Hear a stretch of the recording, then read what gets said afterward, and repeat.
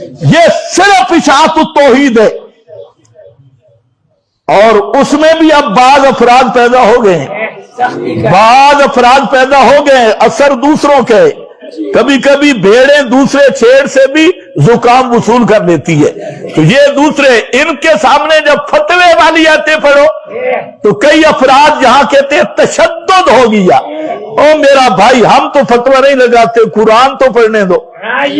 میں نے کئی دفعہ مولویوں کو کہا کہ یار ہمارا کوئی ایک فتوہ تو بتاؤ جو قرآن سے باہر ہو، ہم فتوہ لگا، قرآن فتوہ لگاتا ہے وَمَا دُعَاءُ الْكَافِرِينَ وَيَوْمَ الْقِيَامَةِ يَكْفُرُونَ بِشِرْكِكُمْ وَمَنْ أَضَلُّ مِمَّن يَدْعُو مِن دُونِ اللَّهِ۔ یہ کس کا فتوہ ہے؟ اب یہ فتوہ جب آئے تب بھی مومن کے چہرے پہ باہر آ جانی چاہیے یا نہیں؟ اونچے بولو اور اونچے بولو، من لم یحکم بما انزل اللہ ان اطعتموہم انکم لمشرکون۔ یہ میرا فتویٰ تو نہیں ہے، انکم لمشرکون۔ اللہ کی قسم اگر نظام قانون میں کسی مشرک کی اطاعت کی تو تم بھی ویسے ہی مشرک ہو۔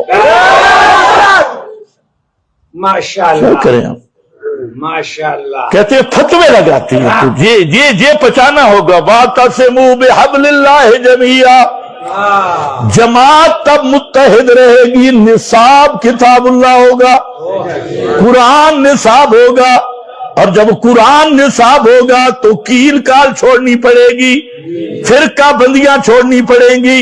میں دیوبندی ہاں میرے دیوبندی علماء لکھ گئے، میں بریلی ہاں میرے بریلی علماء لکھ گئے، میں اہل حدیث ہاں ہمارے اکابر اہل حدیث لکھ گئے۔ جب تک اس چکر میں پڑا رہے گا قرآن پہ ایمان نصیب ہو ہی نہیں سکتا۔ یہ پہلی رکاوٹ یہ ہے کہ جب آدمی اپنے اپنے اکابرین کی آراء، اپنے اپنے فرقوں کے اپنے استنباطات، اپنے اپنے جماعت اور ماحول کے فرمودات اور ملفوظات، ہر ایک کے بڑے بڑے بزرگ ہیں، کس ترازو پہ تولو گے کس فرقے کے بزرگوں کا وزن زیادہ ہے؟ تو سب کو چھوڑنا ہوگا اور ایک کتاب اللہ پہ آنا ہوگا، ایک کتاب نصاب ہوگا، جماعت متحد رہے گی۔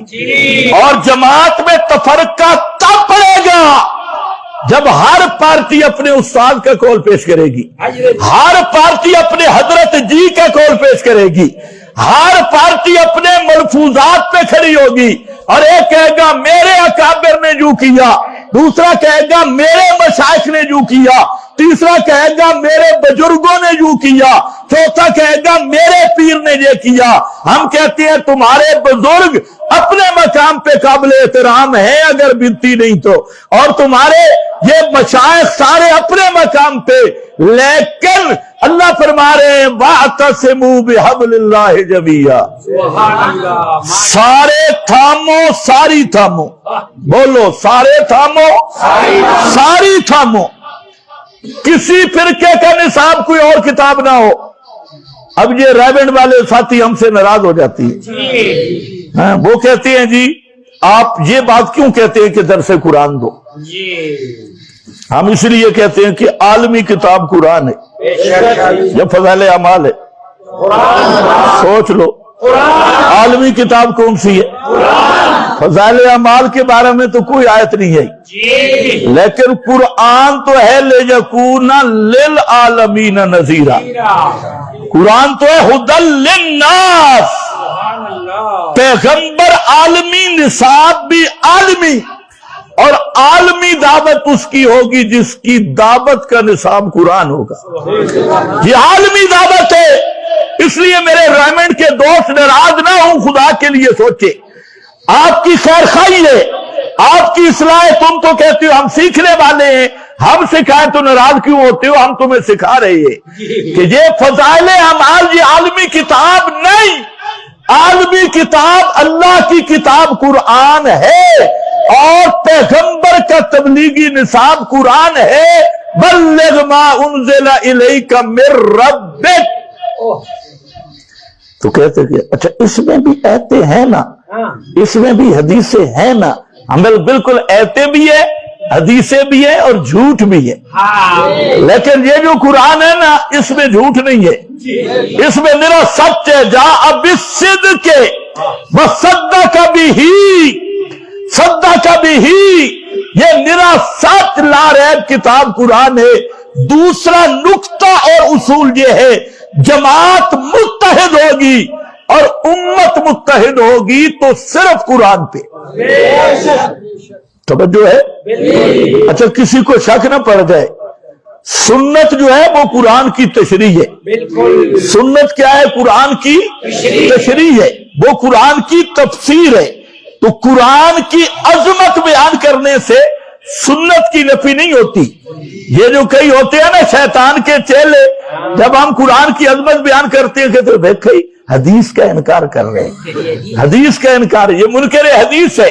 اور ان بے ایمانوں کو خود نہیں پتا کہ حدیث نام کس چیز کا ہے۔ حدیث نام ہے قرآن مقدس کی تشریح کا، تفسیر کا۔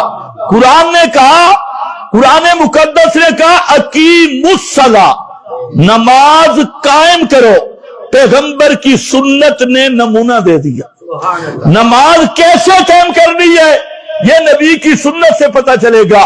قرآن نے کہا زکوٰۃ دو، زکوٰۃ کیسے دینی ہے اسوہ محمد مصطفیٰ ہیں۔ قرآن نے کہا حج کرو، حج کیسے کرنی ہے اسوہ محمد مصطفیٰ ہیں۔ قرآن مقدس نے کہا روزے فرض ہے، روزہ کیسے رکھنا ہے اس کا اسوہ اور اس کی تعمیلی تصویر وہ سنت نبوی ہے، اور اس کی تشکیل پیغمبر کے صحابہ ہیں۔ اللہ کرے تمہیں سمجھ آئے۔ اس کی عملی تصویر وہ سنت ہے اور اس کی عملی تشکیل وہ نبی کے صحابہ ہیں، پیغمبر کے صحابہ ہیں۔ اس تصویر کے بغیر بھی عمل ناقص، اس تشکیل کے بغیر بھی عمل ناقص۔ اور جو کہتے ہیں صحابہ واجب الاتباع، وہ بھلا حدیث کا انکار کر سکتے ہیں؟ ہم کہتے ہیں اصحاب پیغمبر بھی واجب الاتباع، اصحاب پیغمبر معیار حق تھے۔ آپ مجھے بتائیں معیار سمجھتے ہو؟ نمونہ تمہیں سمجھانے کے لیے کیا ہے نمونہ؟ تم میں بڑے تاجر بیٹھے ہیں، ٹائم اوپر ہو گئی ہے، تاجر حضرات بیٹھے ہیں، آخری بات سن لو۔ تم جب کوئی نمونہ پیش کرتے ہو، کوئی جنس بیچنا چاہتی ہو، اس کا نمونہ پیش کرتے ہو، تو ردی نمونہ پیش کرتے ہو یا اپنی جنس کا بہترین نمونہ پیش کرتے ہو؟ سوچ لو۔ منڈی والے تم بھی بولو، تم نے کہیں مال بیچنا ہے، اس سے آپ ایک نمونہ لیتی، سیمپل نمونہ، وہ آپ دیتے ہیں بھائی میرے پاس یہ مال ہے۔ تو سمجھدار تاجر جو ہے وہ ردی نکالتا ہے یا اعلیٰ نمونہ پیش کرتا ہے؟ پکی بات ہے۔ اچھا پنڈی کے تاجر اتنے سمجھدار ہیں، اسلام آباد کے تاجر اتنے سمجھدار ہیں کہ نمونہ وہ پیش کرتے ہیں جو اس کی پوری جنس سے اعلیٰ ہوتا ہے۔ آم بیچنے والا اعلیٰ آم پیش کرے گا، گندم بیچنے والا اعلیٰ گندم پیش کرے گا۔ یہ میرے پاس نمونہ ہے، اس پر باقی بھی بک جائے گی، اور لیکن دار و مدار اس پہ ہے۔ اچھا تم اتنے سمجھدار ہو کہ رب نے جو ایمان کا نمونہ پیش کیا، اللہ نے جو ایمان کا آئیڈیل نمونہ پیش کیا، آمنو کما آمن الناس ان آمنو بمثل ما آمنتم بہی، اور قیامت تک کے لیے فرمایا اور ایمان کی منڈی میں آنے والوں ایمان کی چیکنگ پہلا نمونہ دیکھ لو، اگر ایمان ہوا ان کی طرح تو سارے صحابہ کے ایمان کو اللہ نے بطور نمونہ کے پیش کیا، اور تیرا جھلا سے جھلا دکاندار ردی نمونہ پیش نہیں کرتا۔